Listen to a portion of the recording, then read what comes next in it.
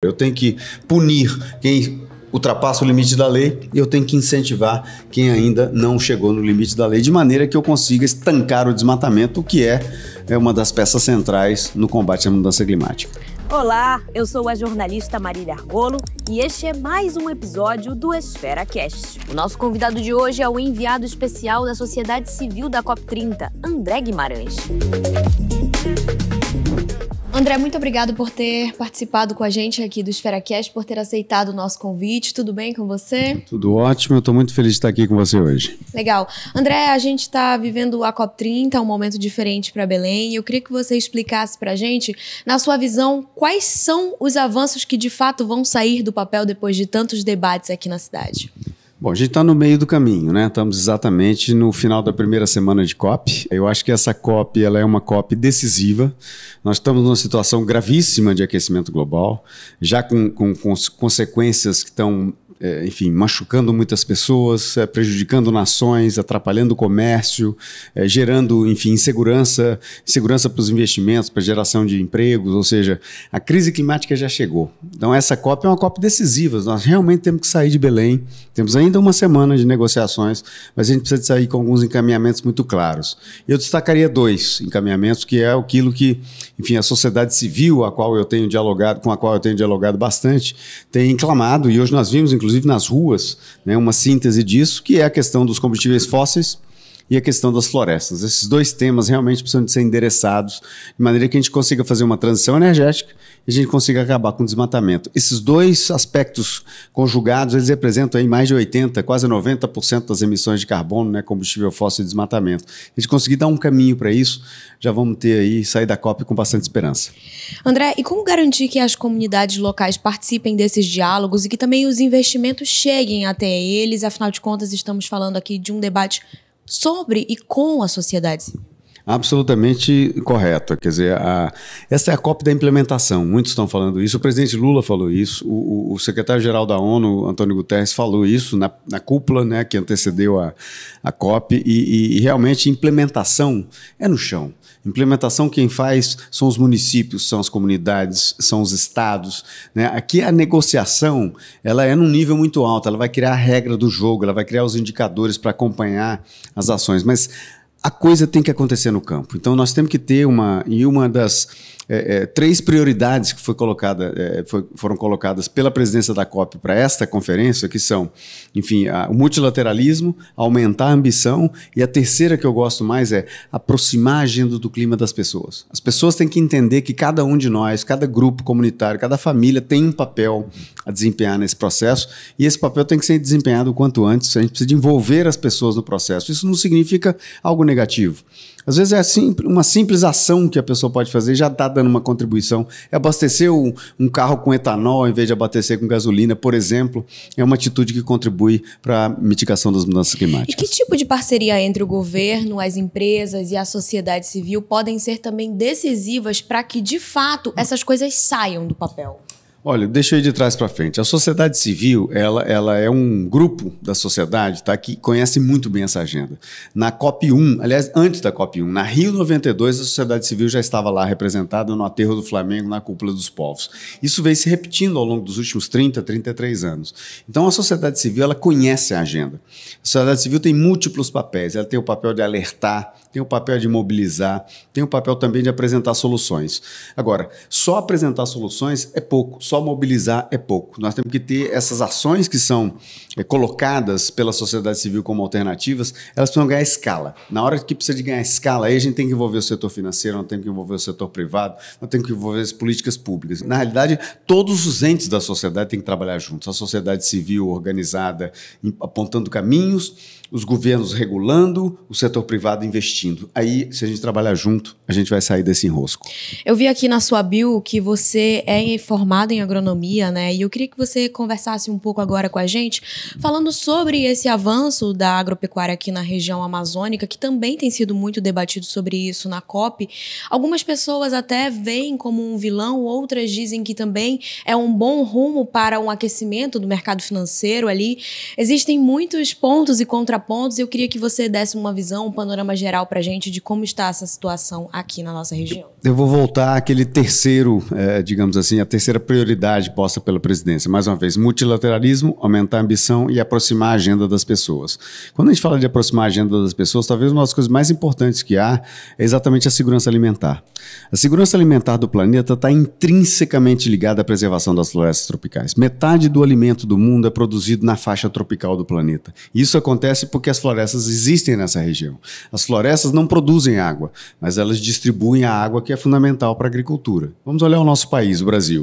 O Brasil é um dos maiores, se não o maior produtor de agricultura, de pecuária e de alimentos do mundo, tá? Primeiro, segundo ou terceiro em produção e exportação das principais commodities agrícolas transacionadas no planeta.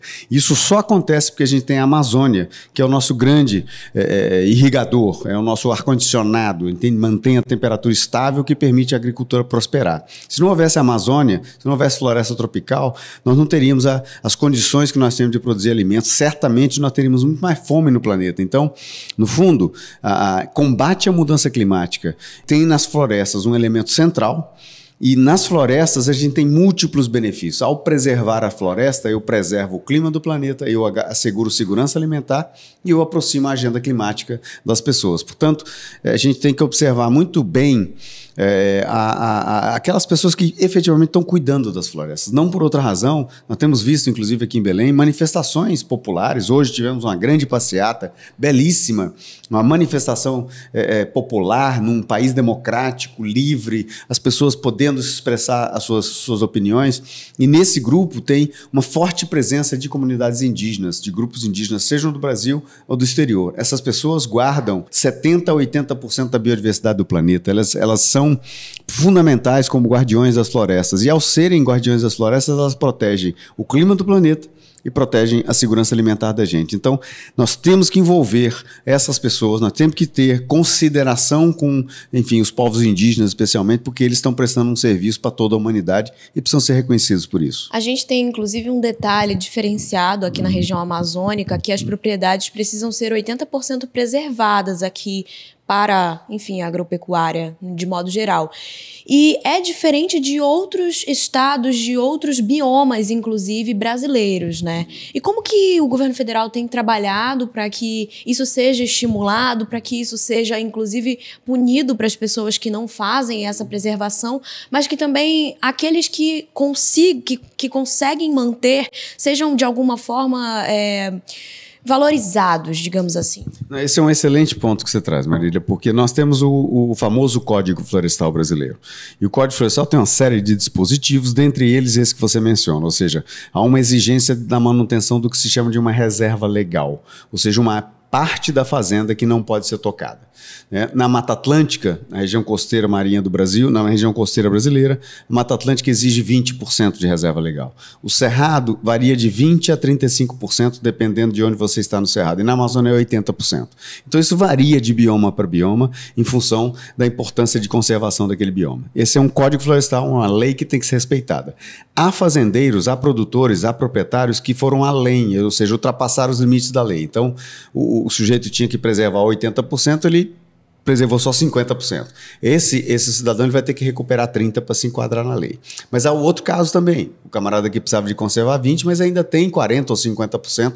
Esse, então, precisa de ser incentivado. Então, nós temos que usar aquilo que se chama, né, em inglês eles gostam de falar o stick e o carrot, ou seja, o bastão e a cenoura. Eu tenho que punir quem ultrapassa o limite da lei e eu tenho que incentivar quem ainda não chegou no limite da lei, de maneira que eu consiga estancar o desmatamento, o que é uma das peças centrais no combate à mudança climática. Legal. Agora, quando a gente fala em bioeconomia, também um assunto muito latente durante o COP30, quais são hoje os maiores entraves que ainda impedem essa agenda de ganhar uma escala? A bioeconomia definitivamente é parte da solução, porque um pressuposto básico da bioeconomia, e eu ainda vou mais a fundo, da sociobioeconomia, que é essa que acontece, por exemplo, com as populações tradicionais da Amazônia, na produção de frutas, de óleos, de substâncias da floresta, de fibras e mesmo de manejo florestal de madeira, esses produtos, quer dizer, hoje eles têm mercados de muito nicho.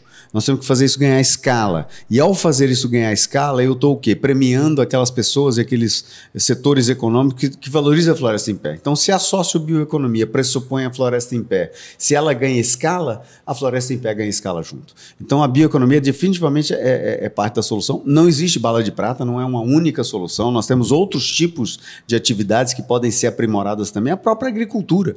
Uma agricultura bem feita, que respeite o Código Florestal, que preserve a reserva legal, ela é um ativo para a conservação, ela ajuda na conservação de florestas. Aquele proprietário que eventualmente ultrapassou o limite e que está disposto a recuperar a sua floresta é um agente ativo da conservação e, consequentemente, da preservação do clima do planeta. Então, acho que a gente tem que olhar o conjunto das atividades da sociedade e promover aquelas que conservam e inibir aquelas que não conservam. Esse é um novo paradigma que a gente tem que lidar no planeta. Maravilha. Vamos lá, André, então a gente vai para outra etapa da nossa entrevista aqui no EsferaCast. O minuto final, vou acionar o cronômetro. Tem 1 minuto para responder as 5 perguntas.